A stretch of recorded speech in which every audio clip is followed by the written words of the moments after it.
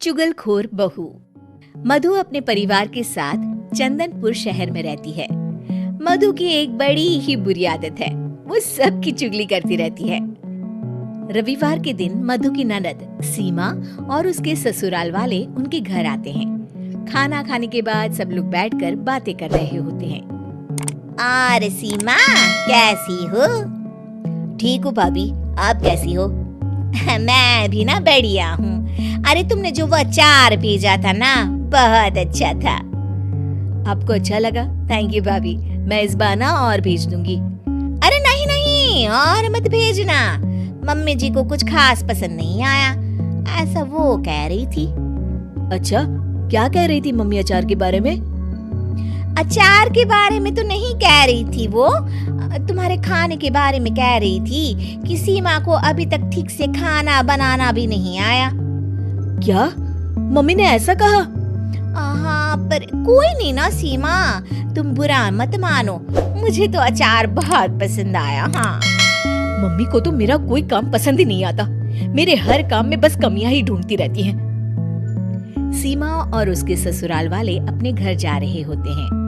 तब मधु की सास कहती है, अच्छा सीमा बेटा, अपना ख्याल रखना। हाँ हाँ ठीक है मम्मी।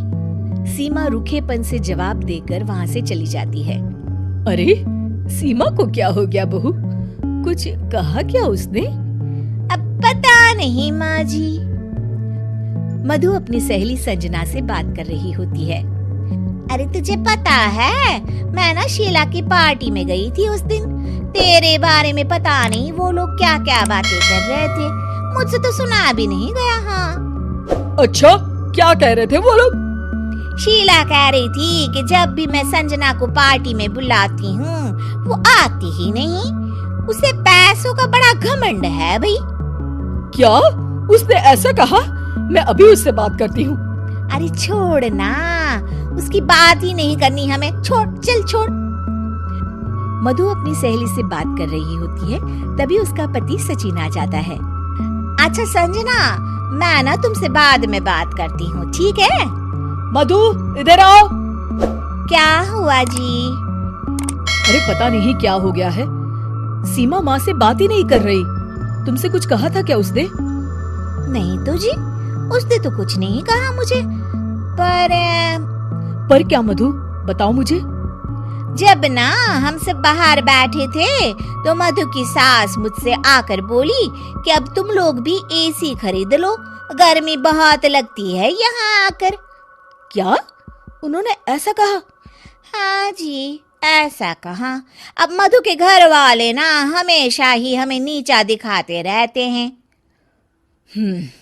नाराज तो हमें होना चाहिए, और सीमा नाराज होकर बैठी है। कोई बात नहीं, होने दो नाराज, हमें भी फर्क नहीं पड़ता।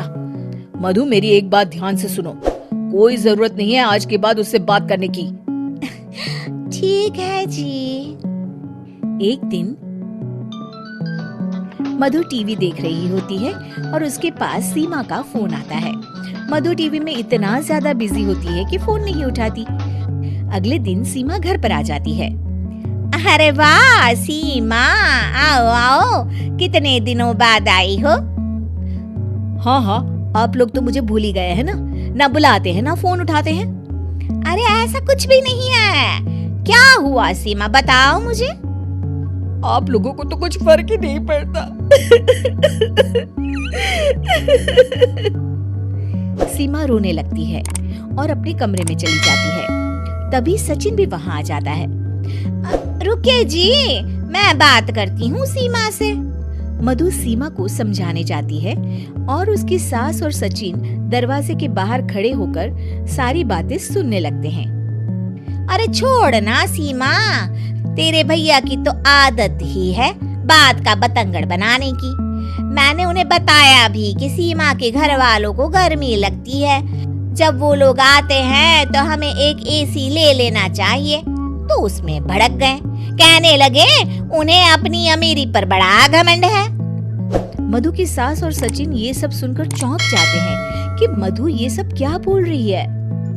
शायद मेरी ही गलती है, मुझे यहाँ आना ही नहीं चाहिए था भाभी। अरे नहीं नहीं मधु, तू क्यों नहीं आएगी? ये घर तेरा भी तो है ना।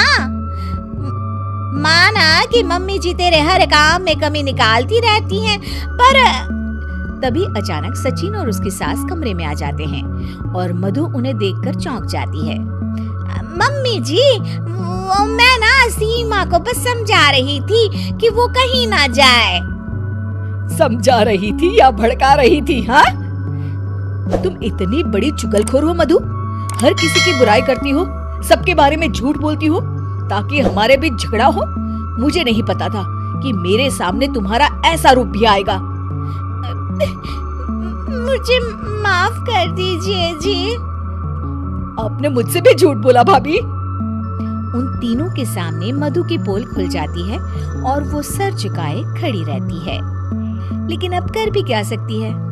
अगर आपको वीडियो अच्छा लगा हो तो वीडियो को लाइक करें, चैनल को सब्सक्राइब करें और बेल आइकन दबा दें ताकि आपको नए नए वीडियो मिलते रहें।